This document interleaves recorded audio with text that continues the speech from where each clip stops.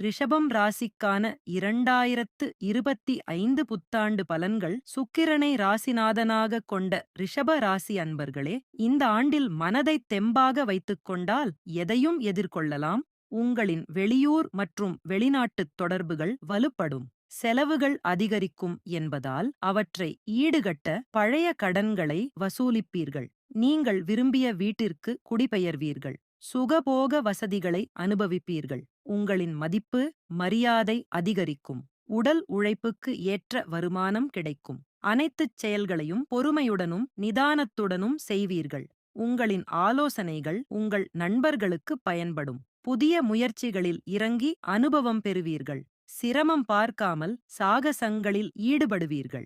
குடும்பத்தில் மற்றவர்களால் தேவையில்லாத வீண் கலகம் ஏற்படலாம். எந்தச்